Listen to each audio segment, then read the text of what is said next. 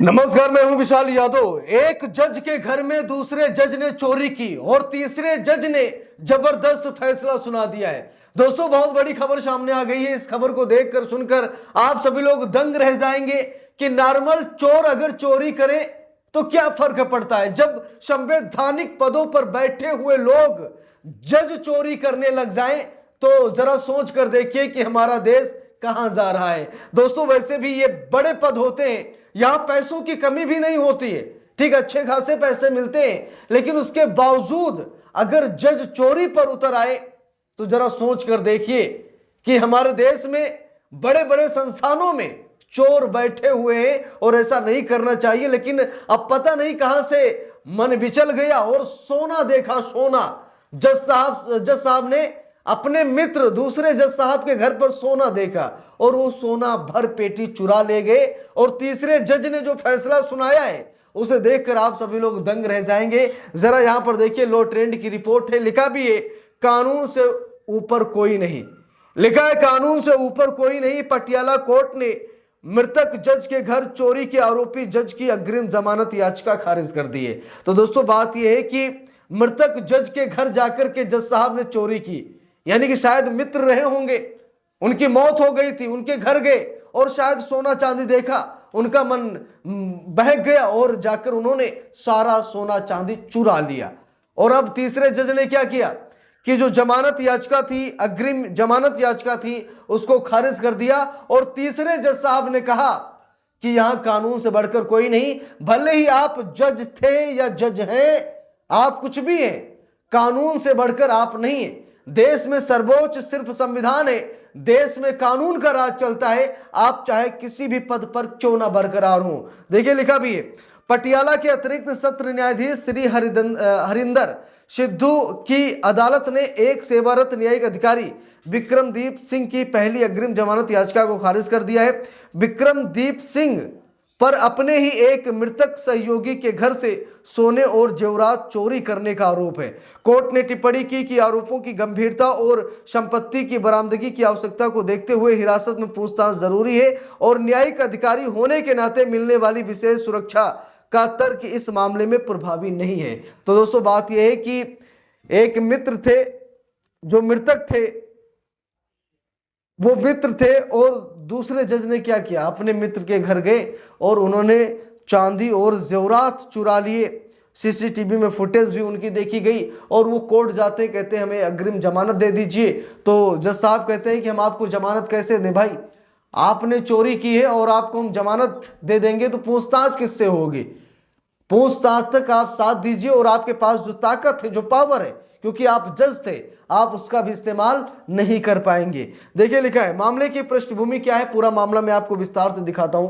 देखिए, लिखा भी है, ये मामला प्राथमिकी संख्या 56 दिनांक 21 मार्च 2026 से संबंधित है, जो पुलिस स्टेशन डिवीजन नंबर 4 यानी लाहौरी गेट पटियाला में भारतीय न्याय संहिता बीएनएस 2023 की धाराओं 331(4) और 305 जो कि आईपीसी की धारा 457 और 380 के समकक्ष है के तहत दर्ज की गई है। अभियोजन पक्ष का आरोप है कि याचिकाकर्ता ने घर की नौकरानी और अन्य साथियों के साथ मिलकर दिवंगत श्री कमलजीत सिंह अतिरिक्त जिला एवं सत्र न्यायाधीश के आवास से उनके निधन की रात को पुश्तैनी सोना, जेवरात और नकदी चोरी की। ये शिकायत मृतक के बेटे अंगदपाल सिंह के मुख्तार ए आम डॉक्टर भूपिंदर सिंह विक्र द्वारा दर्ज कराई गई थी। तो दोस्तों, बात यह है कि निधन की रात, यानी जिस दिन जज साहब की मौत हुई थी, नाम था कमलजीत सिंह, ठीक है, तो इनकी मौत हुई थी और निधन वाली रात को ही, ठीक है, क्या हुआ कि कुछ स्टाफ के साथ यानी घर के नौकर चाकर के साथ मिलकर जज साहब ने क्या किया कि पुश्तैनी सोना, जेवरात और नकदी उन्होंने चोरी कर ली।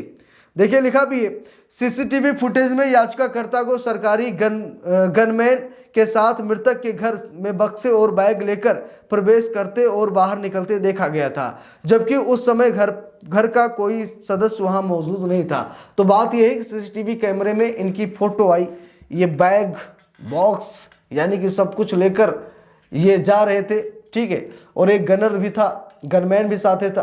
तो बात यह है कि ये देखे गए जाते वक्त और निकलते वक्त। इसीलिए शक गहरा गया कि भाई आप बक्सा लेकर कहां जा रहे थे। देखिए लिखा भी है, याचिकाकर्ता के तर्क लिखा है, याचिकाकर्ता की ओर से वकील श्री अनीश जैन और श्री अमित जैन ने दलील दी कि प्राथमिकी केवल याचिकाकर्ता की छवि खराब करने के लिए दर्ज की गई है। उनके मुख्य तर्क इस प्रकार थे। अनुमति का दावा, याचिकाकर्ता कहना था कि उनके मृतक के बेटे अंगदपाल सिंह के कहने पर ही घर से कीमती सामान सुरक्षित रखने के लिए उठाया था। दुर्भावना का अभाव, यह तर्क दिया गया कि यदि चोरी की मंशा होती तो याचिकाकर्ता व्यक्तिगत रूप से वहां नहीं जाते और ना ही गनमैन को साथ ले जाते या सीसीटीवी के डीवीआर को वहीं छोड़ते। लिखा है, सामान सौंपना, याचिकाकर्ता ने दावा किया कि उन्होंने 4 अगस्त 2025 को अंगदपाल सिंह को सारा सामान सौंप दिया था, लेकिन पारिवारिक संबंधों के कारण कोई लिखित रसीद नहीं ली। न्यायिक छूट की बात करें तो लिखा है कि देखिए लिखा है, समय का विरोधाभास, सीसीटीवी फुटेज के अनुसार सामान रात 9:50 तक हटा लिया गया था, जबकि याचिकाकर्ता के व्हाट्सएप चैट के अनुसार मृतक के बेटे से उनका पहला संपर्क रात 10:15 के बाद हुआ। हिरासत में पूछताछ, लिखा है, राज्य ने दलील दी कि पूरी साजिश का पर्दाफाश करने और चोरी की गई संपत्ति बरामद करने के लिए पुलिस हिरासत में पूछताछ अनिवार्य है। यह आरोप भी लगाया गया कि याचिकाकर्ता ने सुरक्षा कारणों का हवाला देकर मृतक के बेटों को उनके पटियाला वाले घर जाने से रोका ताकि उनकी गतिविधियों का पता न चल सके। तो बात है दोस्तों कि कुछ सबूत भी है, कुछ झूठ है तो कुछ फसाना है, कुछ सच है। अब बात यह है कि अब देखना होगा कि सच्चाई क्या है। अब जांच की जाएगी, पड़ताल की जाएगी, पूछताछ की जाएगी और पूछताछ के बाद ही सच्चाई बाहर निकल कर आएगी। क्योंकि जज साहब ने कहा कि हमारे मित्र ने कहा था कि सामान कहीं सुरक्षित रख देना, तो मैं सामान लेकर जा रहा हूं।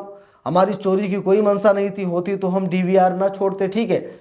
हम चोरी करने नहीं गए थे, चोरी करने जाते तो हम गनमैन लेकर ना जाते। यानी कि तरह तरह की बातें कर रहे हैं। और ये भी बता रहे हैं कि हमने जो सोना, जेवरात, नकदी मतलब हमने इनके घर से उठाया था, वो हमने इनके परिवार वालों को दे दिया है, लेकिन कोई रसीद नहीं ली। यही सबसे बड़ी गलती की। लेकिन दोस्तों बात यह है कि इतना सोना चांदी रहा होगा कि मन बदल भी सकता है। अब जो कुछ भी होगा पुलिस पूछताछ में होगा। पुलिस कहां तक पूछताछ करती है, क्या कैसे होता है, ये तो समय बताएगा। लेकिन ये जो कुछ हुआ ये गलत है। दोस्ती में धोखा नहीं होना चाहिए, लेकिन हुआ है और बहुत बड़ा हुआ है। अब देखते हैं क्या कुछ होता है, क्योंकि जजों का ही मामला है। एक जज के घर दूसरे जज ने चोरी की और तीसरा जज फैसला सुना रहा है। अब देखते हैं आगे क्या कुछ होता है। बाकी आप लोगों की क्या राय है कमेंट करके जरूर बताइएगा। वीडियो को लाइक शेयर, अगर चैनल पर नए हैं सब्सक्राइब करके सपोर्ट कीजिएगा। इन हरकतों को लेकर भी आप लोग अपनी राय जरूर दीजिएगा। मिलते हैं दूसरी वीडियो में, तब तक के लिए बहुत बहुत धन्यवाद।